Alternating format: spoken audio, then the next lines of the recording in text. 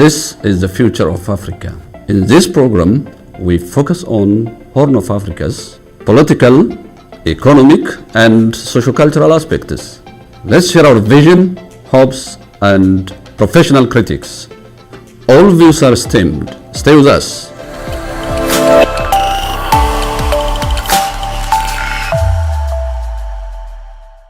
Dr. Samuel, welcome to this program. Thank you for having me. Back home, Dr. Samuel did serve as an economic research officer at the National Bank of Ethiopia, as an economic analyst and sales area representative at Shell Ethiopia Limited in Finfinne, Addis Ababa, and as a lecturer of economics at Finfinne, Addis Ababa University, Ethiopia. And then he moved to Canada. Doctor, would you mind telling us some of your activities and your professional background and your current duties in Canada? Thank you for the opportunity. In Canada, I did my PhD degree in economics at the University of Alberta, where I was also working as sessional lecturer while studying. After graduation, I worked as an assistant professor at Mount Allison University in New Brunswick, out east in Canada. Since 2013, I'm working at University of Regina, where I worked initially as assistant professor, and now I am an associate professor of economics, teaching macroeconomics, econometrics, and related classes. Thank you so much, Doctor. Most of my questions are related to your background. Would you mind telling us the importance, the significance of economy in a given country? Well, a country's existence entirely depends on its economic strengths, particularly modern times. Perhaps we can think ancient times when military might be the only essential thing for survival, so that you could conquest and confiscate means of living from other adjacent communities. But in the modern era, the strength is primarily rooted in economic strength. Strength is essential for survival. We can cite many examples. So economic strength is the core for everything. That's great. It's the core for everything in a given nation, for everything. And is there any strong bond between an economy of a nation and the politics of a given nation? Yes, of course, because economic strength is not just happening. Some people might think that resource abundance might lead to economic strength and so on, but we know many countries that are rich in natural resources, human resources, but are really very poor. And all that is related to their politics, the way they manage their affairs. So economics requires management, and economic management is guided by political stability, political ideologies, and so on. So politics is primarily about handling the economy, and political stability itself is sometimes dependent upon economic strength. So there is a two-way relationship between the two things. Great. It goes to the resource. I think it has implication on how a country manages resources, like limited and unlimited kind of relationship, paradox between the human interest and the limited resources. So we can relate with that, right? Yes, exactly. I mean, we know Japan is an economy that has developed and advanced without sufficient natural resources. We know we can cite countries such as Netherlands, and then all that is because of good governance. and stable politics. You can also cite very resource abundant countries such as the Democratic Republic of Congo, one of the resource-rich countries on this earth, but one of the poorest. So it's entirely politics. Great. I usually hear politicians, people talking about economic growth, economic development, and sometimes about human capital and human development. And I feel that they wrongly judge about economic growth and economic development. What are the indicators of economic growth and economic development in a given nation? Oh, obviously, a nation's values of product or the goods and services that are generated within a year are measured by GDP. So that is the basic indicator.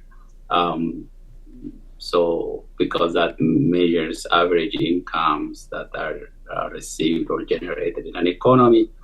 But of course, development is not just GDP.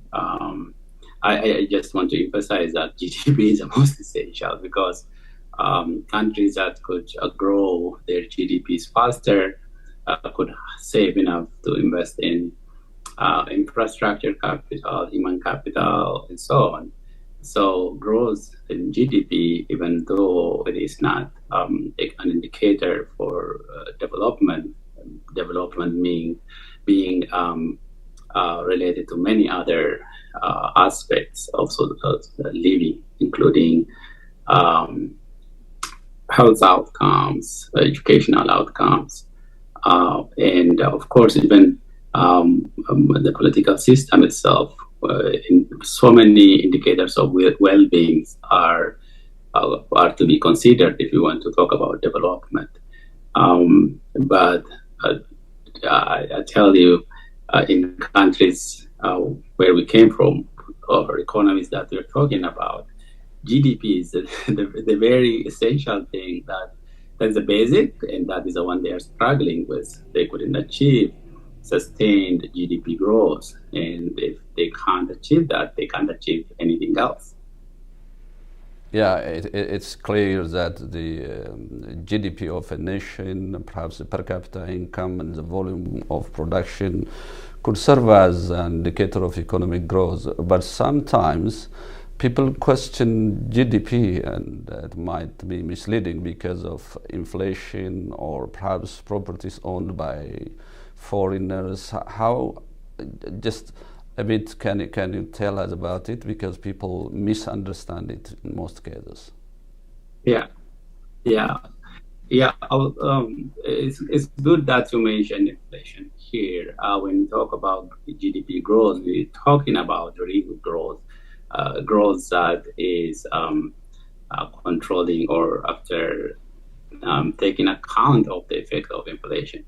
I see some people just comparing nominal numbers, nominal being numbers that are not adjusted for inflation. I looked at some of the discourse in Ethiopia, for example. They compare nominal GDP from last year to this year. So we show a significant jump, even though the real GDP has declined.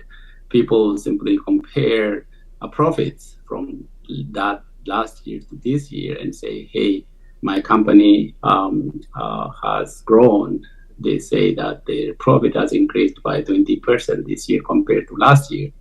But that does not make sense, because we are talking in an environment where inflation is above 30%. So in real terms, actually, that business, in my calculation, has experienced a decline, not the growth, right? Because growth has to be based on real numbers. That means numbers that you get after controlling for the effect of inflation. So basically, a profit growth of 20% in a 30% inflation indicates to me that the company actually experienced a real decline of 10%. So it's important that you measured about mentioned inflation, because people just look at nominal growth, and then in real terms their life did not change, and they complain or express that, hey, what is this growth good for me? Yes, it's not good for them because it's not better than the inflation rate. You can consider the interest rate, for example. You save money in an environment where inflation rate is 30% and get interest rate of 15% the maximum. In real terms, your money lost purchasing capacity or purchasing power, because the $100 you put away as a saving this year does not buy the things that it could buy today. Sure. Next year when you get your principal plus the interest. So for your purchasing power to at least remain the same, you need an interest rate at least as large as the inflation rate. So this conversation is important. When we talk about growth, we are talking about real growth. People might discount our conversation or the comparison of growth by thinking that nominal growth meant growth. No, nominal growth does not mean growth. You have to take account of inflation.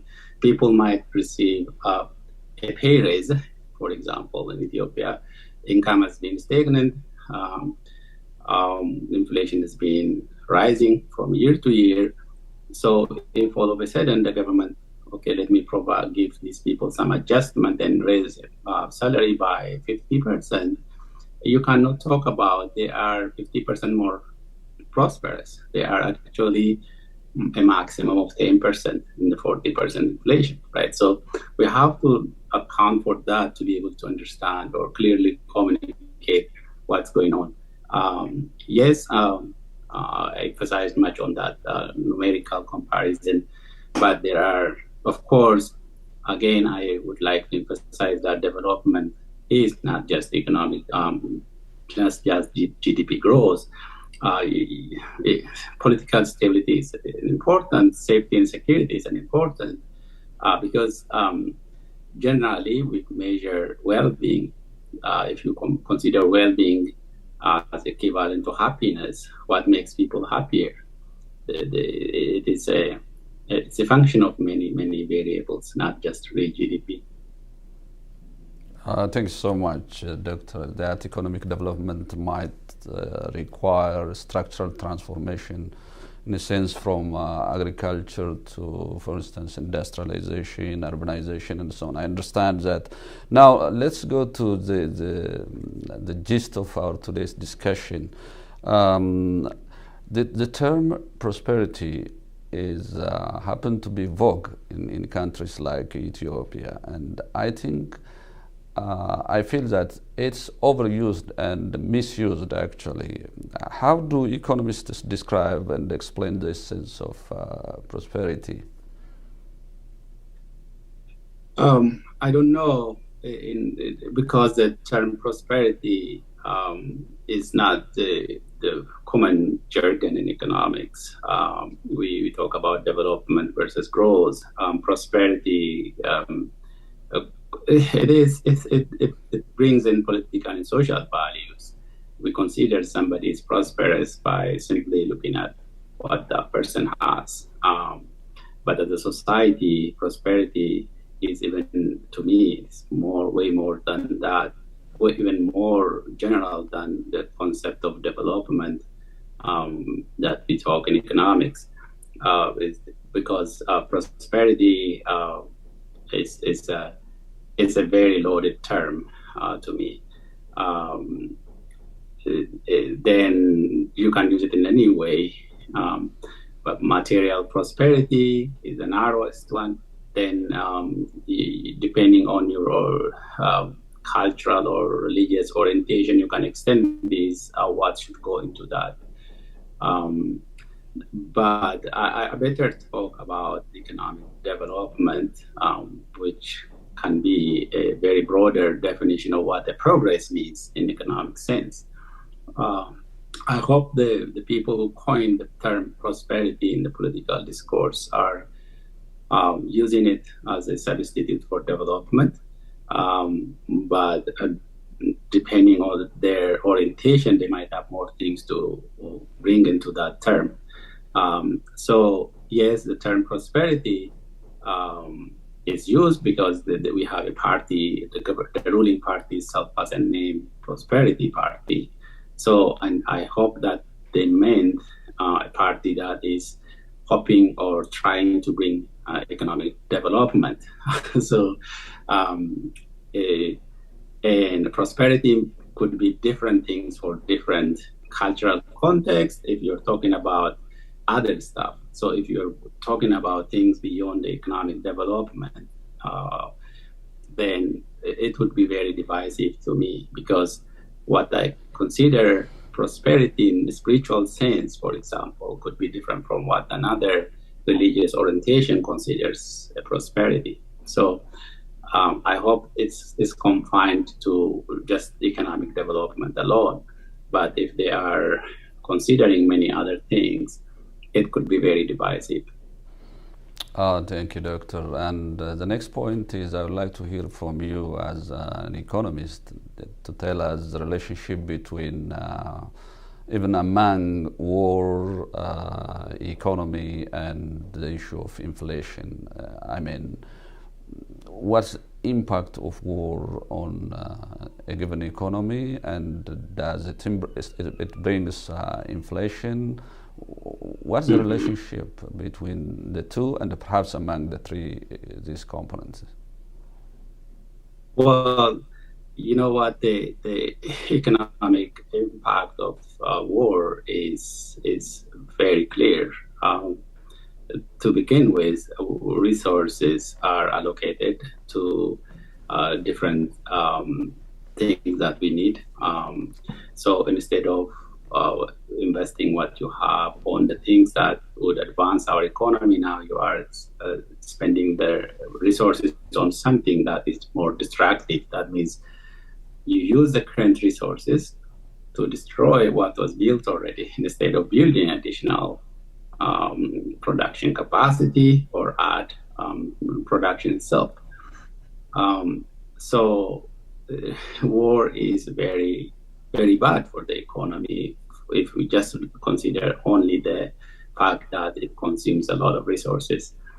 And of course, it goes beyond that. For poor economies such as Ethiopia, that imports everything now, instead of importing the essentials, you are trying to import ammunitions, what you need for the war.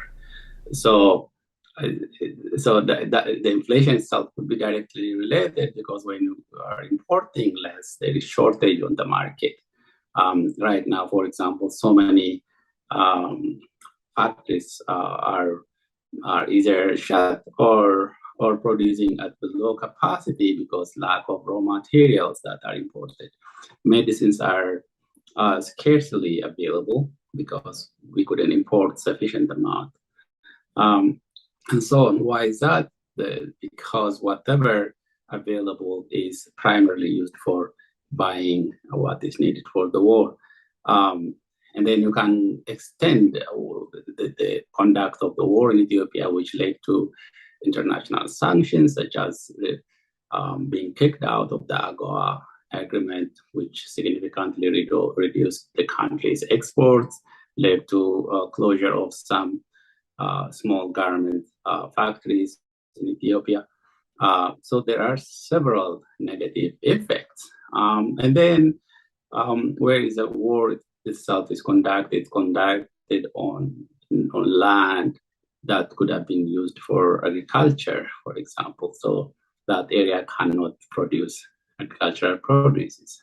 The farmers cannot, they are now engaged in the war themselves. They use many people who could have done or engaged in productive activities are now soldiers, fighters.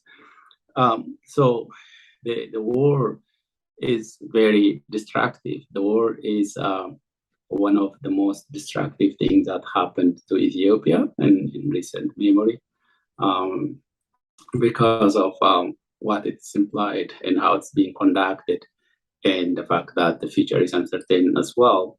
Um, so I think that I'll pause here before I proceed to the inflation topic, because by itself, inflation itself is a huge topic. If you have a follow-up question on this, I'll let you in.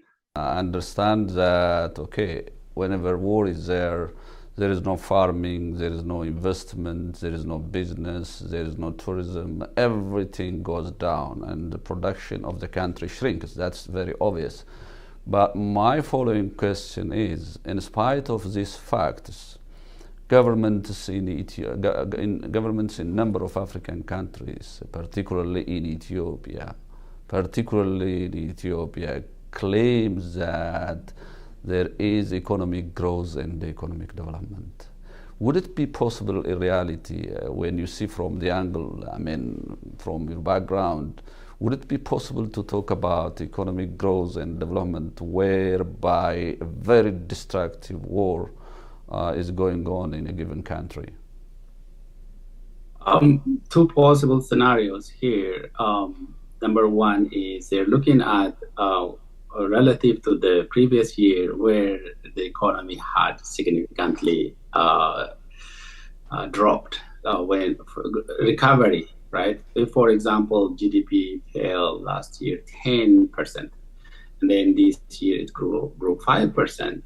What the authorities would like to highlight is the fact that GDP has grown 5% compared to last year, but the last year, the comparison is relative to a very small number that has gone down the previous year. They don't want you to go back beyond that. So in Ethiopia, for example, I know this past fiscal year they're reporting growth, which is possible, because the previous year to this fiscal year was very, very bad. So therefore they're talking about the recovery, not the growth. The recovery not even large enough to offset whatever drop that they have experienced during the previous year.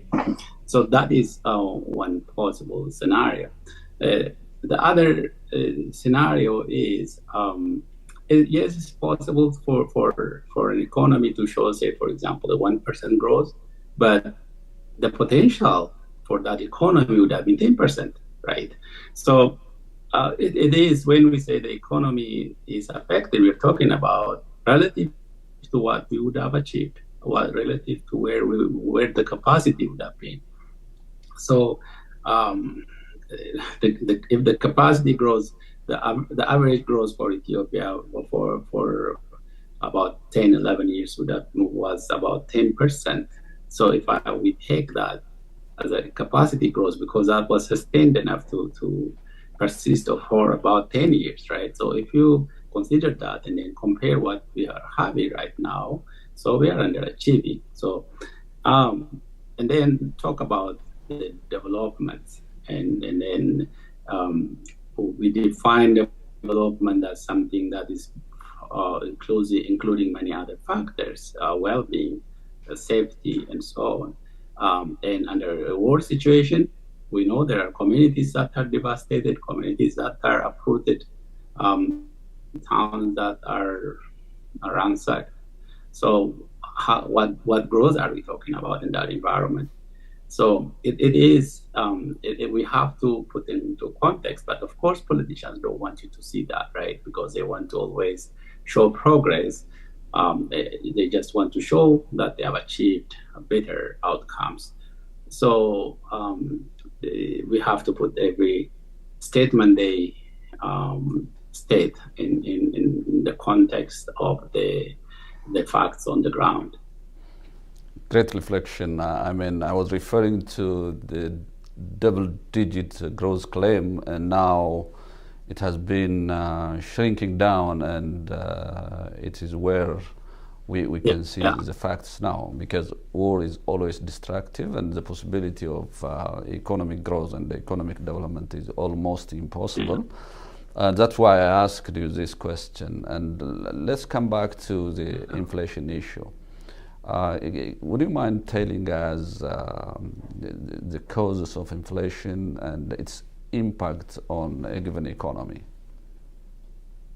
Yeah. when we talk about inflation, one thing we should not miss is the global trend is important. So I always like to start, to be fair, I would like to start with that always. For example, just more recently, within this past month, what happened is that the US dollar appreciated significantly against every major currencies of the world because of the Federal Reserve's policy to raise interest rates faster than other countries. Of course, their objective is to control inflation. What that implies is it raises prices in local currency terms because, for example, consider oil, which is whose price is determined on a global exchange. So it's a benchmark price globally determined in U.S. terms. So if a barrel of crude oil is sold for $100 today, and it was sold for 105 last month, we look at the fact that oil has become cheaper for about $5 a barrel. But when you consider the fact that the $100 today is much stronger than the $105 last month, then you can see how it can impact oil prices in importing countries such as Ethiopia. So these global trends are important. So this is the most recent example I want to cite. And for example, so many I've been coming across news about the black market exchange rate in Ethiopia is now having a significant premium over the official rate. It's not the black market's problem. The problem is that the official rate is overvalued. And so we have to consider all context. We know the fact that the European war, Ukraine versus Russia, has reduced grain exports, causing food inflation in many countries. Of course, Ethiopia is also an importer. And so we can consider all these global contexts. And okay, there is an imported inflation right there. But then after that, the conversation about the domestic economy would make sense. In that context, the government should have taken measures that would counter that global trends. But instead, what's happening in Ethiopia is something that even fuels that further. For example, to finance the war, the country has to borrow from domestic sources, primarily from the central bank. That is equivalent to printing money. I've looked at the data. Money supply has increased significantly in Ethiopia during the past few years.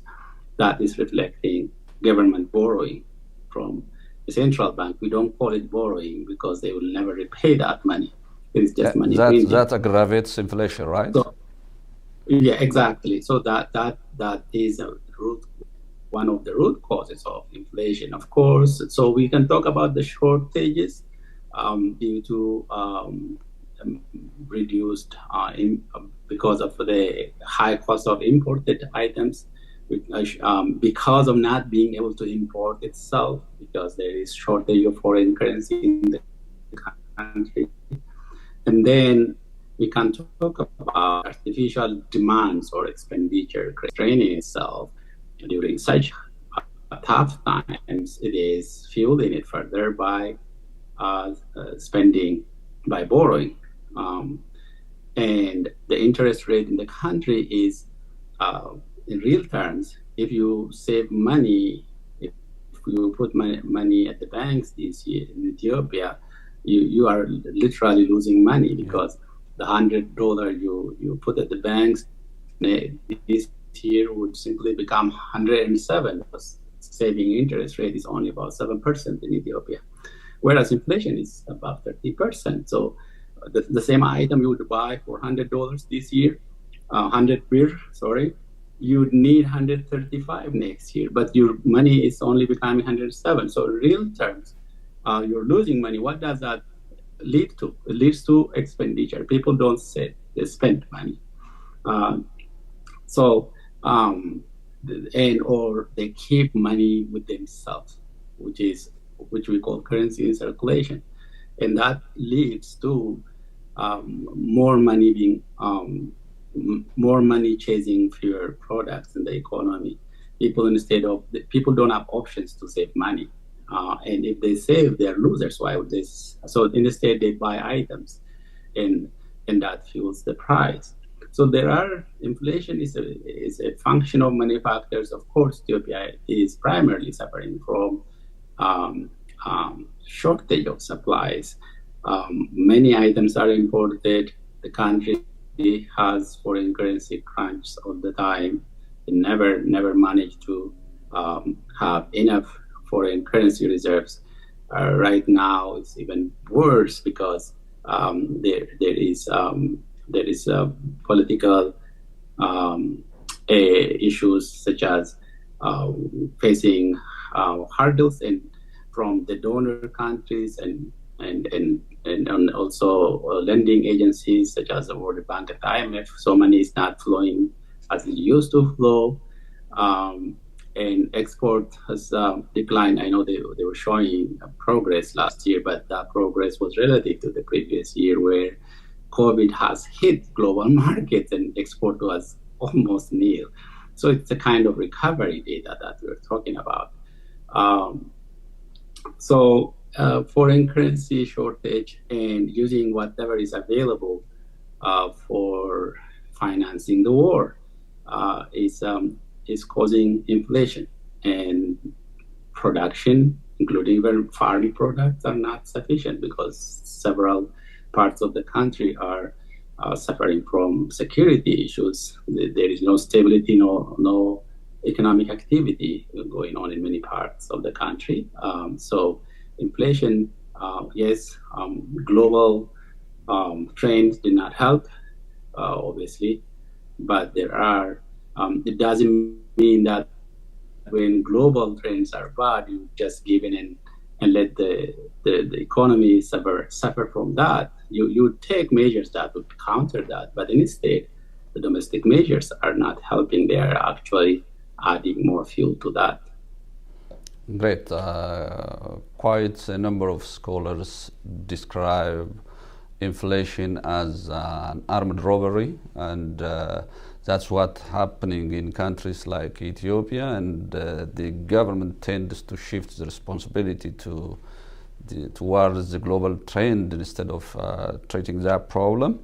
Now, let's go to the general one. Now, we have been more academician and talking about the fundamental aspects of economics. As a person of rich background in economics, how do you see the overall situation of Ethiopia in terms of politics, in terms of economy, and overall diplomacy, given the current situation in that country? The situation in Ethiopia is always about priorities. So what problem did Ethiopia really solve during the last 10, 20 years?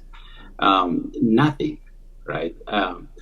That's surprising for a society not to solve any of its key problems in decades. It's very, very astounding to me.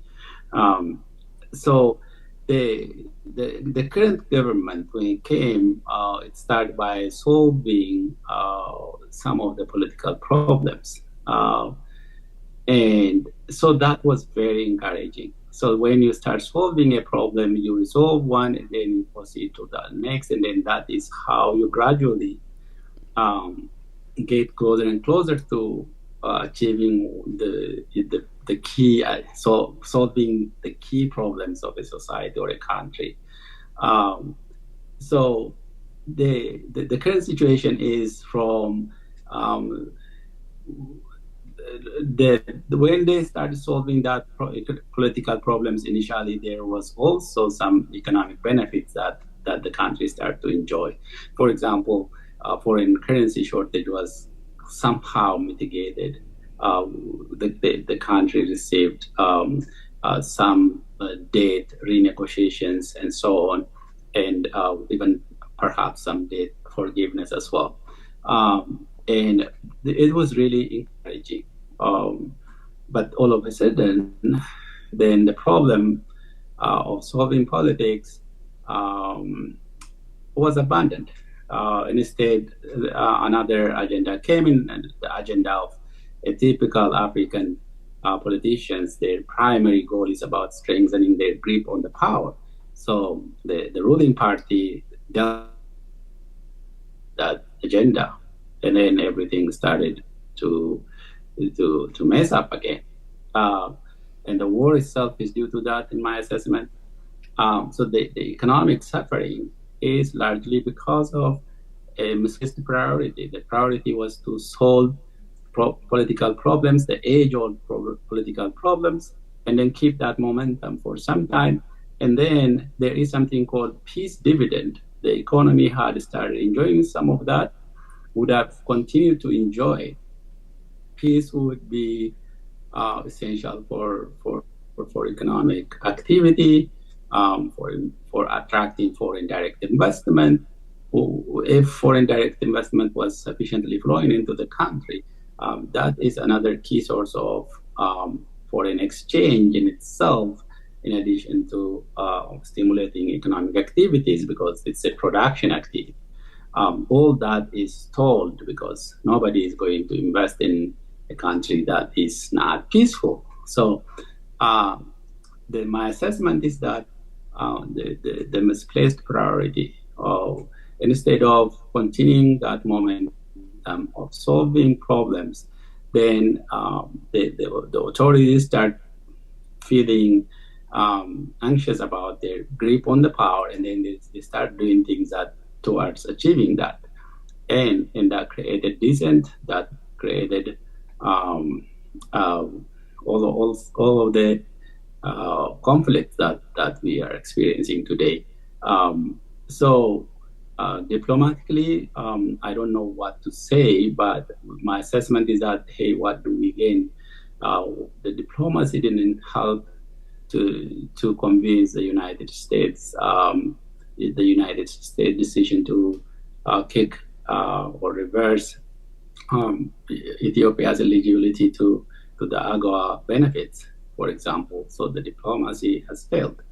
You can consider such examples. Even when the war was conducted, there was several backlashes because, number one, could be partly a very concerted propaganda from the opposing forces, but also there are tangible evidences based on international human rights reports, which shows that the conduct of the war was very sad. So therefore, that had caused several diplomatic backlashes.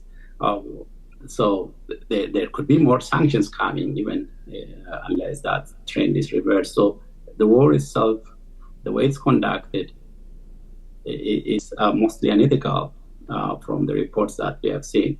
So these all have affected the position or the place that the country has globally. So diplomatically, it was a crisis as well. Thank you very much. I hope we'll have more time and to discuss on issues like corruption. So now, finally, as an expert, what do you advise perhaps the Ethiopian people, Ethiopian government, the international community, so that Ethiopia could get out of this crisis in general and in Oromia in particular? The war is caused by political differences, nothing else. It's not like a war against Eritrea, where the war was about breaking away from Ethiopia. So that is different from the kind of war we are having. The war in Ethiopia is right now it is primarily or predominantly it's within the sovereign nation country, Ethiopia. It is just a political difference. It's a conflict of visions. So it's very easy to solve such political problems if it is a will. So yes, if it is about breaking away part of a country, you can justify it using hate. I am required to defend the sovereignty of my country more than anything else. So it makes sense for you to abandon the economy. It makes sense for you to ignore human sufferings and still continue to fight because it's about defending your sovereignty. But this is not such a war. The war is a civil conflict, and the key source or cause for that is a clash of visions. And so the international communities should work hard to bring them to the negotiating table. That is the key, the only way forward. I don't buy into the accusations that these parties refuse to accept a peaceful settlement. That's not true. In my understanding, the Ethiopian government is influenced by ideologues or political parties that have clearly proclaimed that the only way for our country to have peace is to first erase or eradicate ethno-nationalist parties such as the OLF and the TPLF. So it is a war of eradicating or eliminating parties and people with certain political beliefs. So that is a very, very dire, very fascistic view, in my opinion. That has had a strong grip on the ruling party. So the source of the war, in my opinion, is the government. Not the government per se, but the mainstream ideologues who control the media, the propaganda, and are some of them are parts of the cabinet of ministers. And the reason I'm bold enough to say is that they have publicly proclaimed that there cannot be any negotiation with ethno-nationalists. That is what they day in and day out proclaim and argue on their media. So then who would accept to be eliminated? Nobody, right? So the other party, I'm not trying to raise or say that I'm not trying to whitewash them or say they are clean, but I'm trying to focus on the key sticking point for or a problem that is hindering any peaceful negotiation. If you already declared that I should be eliminated, I don't have any place in the country, in the political discourse, any negotiation with me is about trying to tell me, hey, you should be gone, you should be disappearing.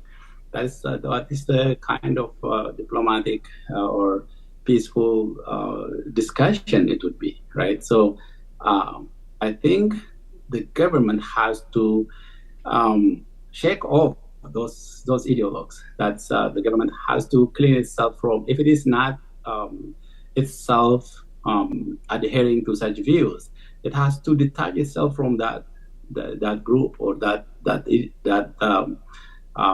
media and so on. That is really adamant to this way of thinking. They are very clear about their objective, what they want to achieve from this, and it's at any cost, right? They are saying at any cost. So therefore, if millions die, it doesn't matter. If the economy totally collapses, it doesn't matter for them, because they can't see an Ethiopia in which ethno-nationals can survive or thrive. They cannot envision an Ethiopia of that sort. The only Ethiopia they want to have, and they can be at peace with, is a country in which ethno-nationals do not have any view, any voice, any place. So that is a very fundamental source of the political problem, and I believe that the international community would be in a stronger place to convince and these parties to make a peace deal if they understood this root cause. The root cause is about people who want some political ideologies to be erased from the land, which is crazy because in a democracy, every idea has to be brought to the market, but they don't want you to do that. They want to deny you of that right to bring your idea to the market. And that this, I'm not saying that because I adhere to any of those views, but the fact is that in a democracy, every idea has to be brought to the market. But then the people who are supporting the war, enabling the government to engage in this war, are very clear about in the social media or print media or audiovisual media presences. They are very clear in what they say. And this has to be brought out very clearly, in my opinion.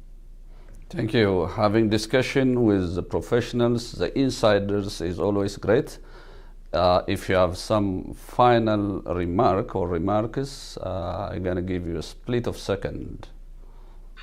Thank you very much. Of course, the war economy is war has devastated many countries. Many we know Germany during the Second World War in Japan totally collapsed and they had to rebuild. So a war is bad, and if we cannot see what is happening in Ethiopia, we can learn from history what war has done to many countries.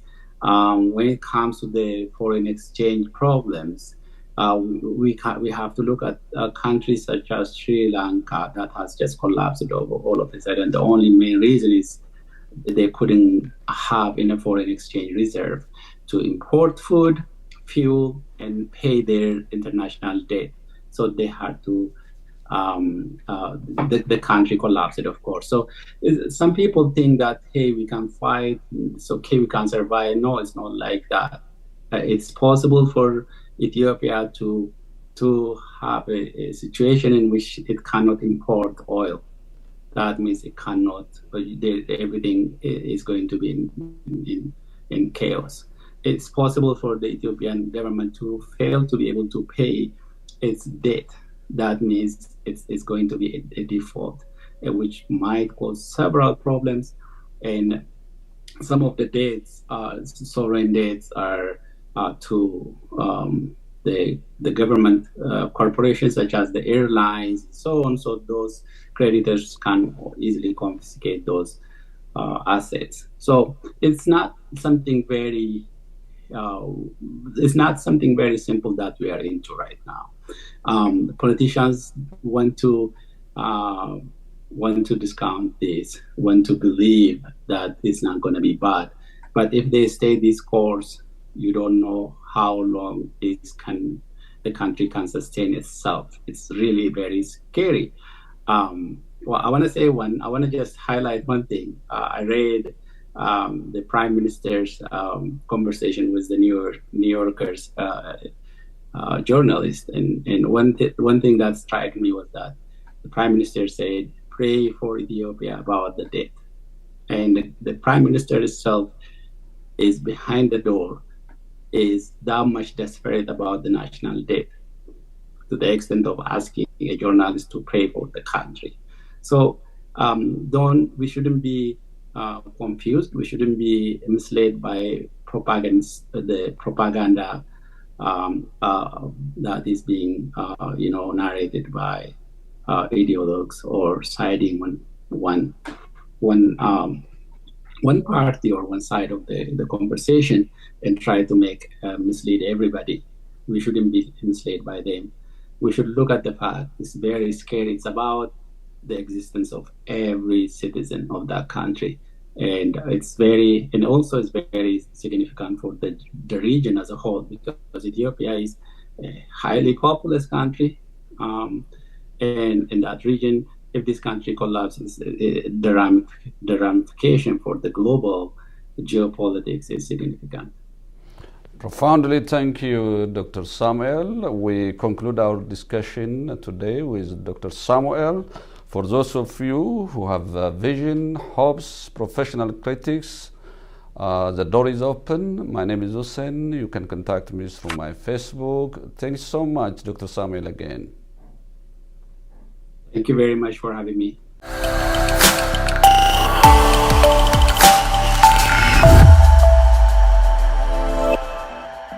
This is the future of Africa. In this program, we focus on Horn of Africa's political, economic, and socio-cultural aspects. Let's share our vision, hopes, and professional critics. All views are esteemed. Stay with us.